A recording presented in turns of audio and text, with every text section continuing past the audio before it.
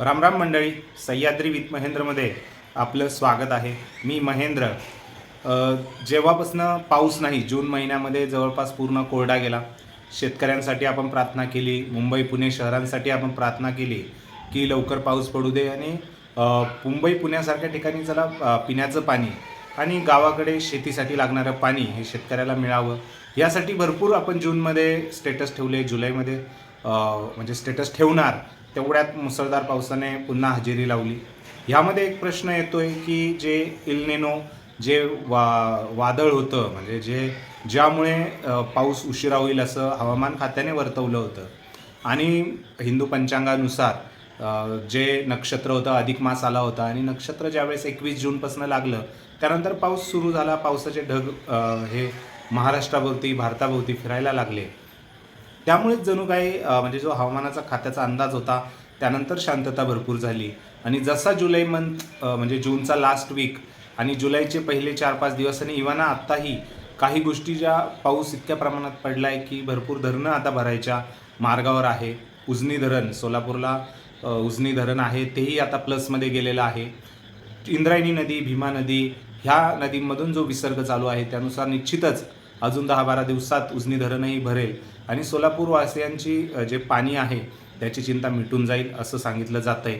या सर्वांमध्ये पुण्यालाही अपवाद नाही आहे, मुंबईलाही अपवाद नाही आहे.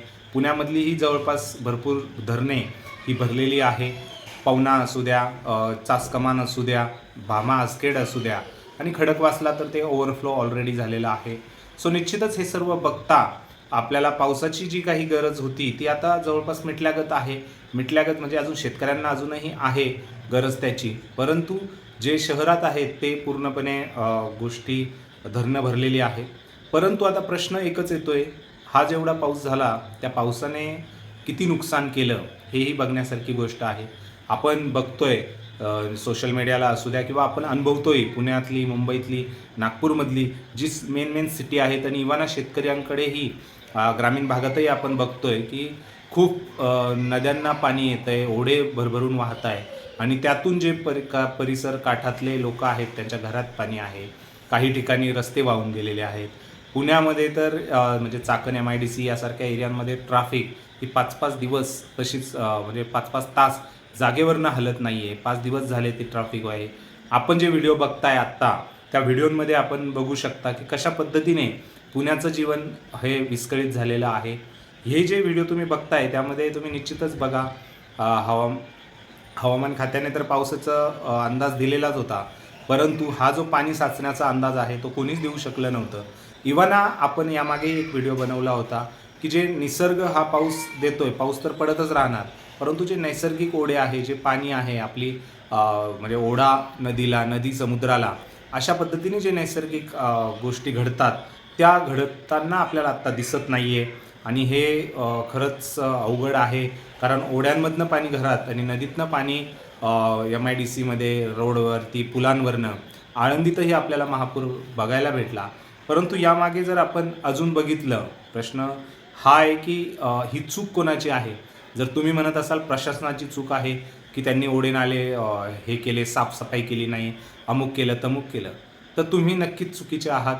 मी तर म्हणेल यामध्ये पोलीस म्हणजे जे यंत्रणा आहे, प्रशासकीय यंत्रणा आहे तेवढीच जबाबदार आहे जेवढी आपण जबाबदार आहोत.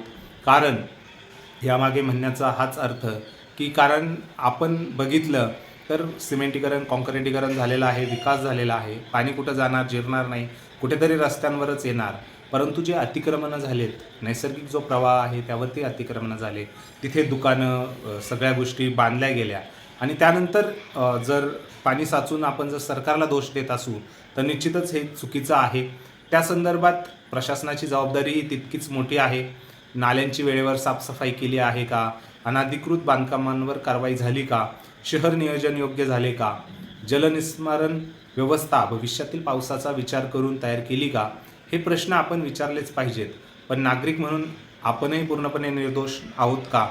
रस्त्यावर आपण कचरा टाकतो, प्लास्टिक नाल्यात आपणच फेकतो, नदीकाठीवर बेकायदेशीर बांधकामं होतात त्यालाही पाठिंबा आपणच देतो. शेवटी नगरसेवक असू द्या, कुणी आपल्या जवळचे लोक असू द्या, त्यांच्याशी युती करून आपण या गोष्टी घडवतो, पैशासाठी असू द्या, काही असू द्या. पण त्याचा परिणाम हा असा होतो आणि त्यानंतर काही गोष्टी म्हणजे जे बोलतो आपण की सरकारने असं सरकारने तसं लाईट जाणे हे त्या गोष्टी, तर निश्चितच माझी ग्रामीण भागातील ज्या काही गोष्टी आहेत त्याही आता प्रमाणे वाढत चाललेल्या आहे. वाळू उपसा असू द्या, या गोष्टी कुठेतरी थांबण्याची गोष्ट आहे किंवा नियोजन पद्धतीने या गोष्टी करण्याची मला तरी वाटतंय गरज आहे. शेवटी फक्त सरकार किंवा प्रशासकीय माणसांवर आरोप ठेवून आपणही तेवढेच निर्दोष नाही आहोत, आपणही तेवढेच दोषी आहोत हे कळालं तर निश्चितच ह्या गोष्टींवरती आपण ओव्हरकम करू शकतो. मला तरी वाटतंय ग्रामपंचायत असू द्या, नगरसेवक असू द्या, शहरामध्ये असू द्या, ह्या गोष्टींवरती आळा घालण्याची गरज आहे. शेवटी पाऊस पडणार 1 महिना, त्या महिन्यामध्येच कुठेतरी पूर येणार आणि नुकसानी करून जाणार. सुदैवाने जीवितहानी याप्रमाणे, म्हणजे सुदैवाने म्हणतोय कारण पाऊस पाहता इंद्रायणी नदीला पहिल्यांदाच एवढा महापूर आला तरी जीवितहानी कमी आहे. सो हे कुठेतरी आपल्या लोकांनी केलेले पुण्यच असू शकतं. तुम्हालाही काय वाटतं, ह्या जी पूर परिस्थिती एवढ्या 1-2 दिवसाच्या पावसाने होते, भलाही तो 600 मिलीमीटर असू द्या, 1800 असू द्या, पण त्याबद्दल तुम्हाला काय वाटतं? हे मानवनिर्मित आहे की नैसर्गिक? शेवटी पाऊस तर पडणारच आहे. पाऊस काय, शेवटी म्हणतात ना की पाऊस पडल्यानंतर तो पूर कधीच आणत नाही, तो त्याचं फक्त वाट शोधतो, त्या पाण्याला कुठेतरी नदीला, सागराला मिळण्यासाठी तो वाट शोधतो. बाकी तो काहीच करत नाही. फक्त आपण ज्याच्यामध्ये जे अतिक्रमण केलं आहे त्यावरती आपण त्याला पूर म्हणतो. असू द्या, तुमचं काय म्हणणं आहे या विषयाबद्दल ते कमेंट सेक्शनमध्ये कमेंट करून नक्की व्यक्त करा. आपल्या व्हिडिओला आपल्या चॅनलला अजून सबस्क्राईब केलं नसेल तर नक्की सबस्क्राईब करा. भेटूया पुढच्या व्हिडिओमध्ये. तोपर्यंत जय महाराष्ट्र.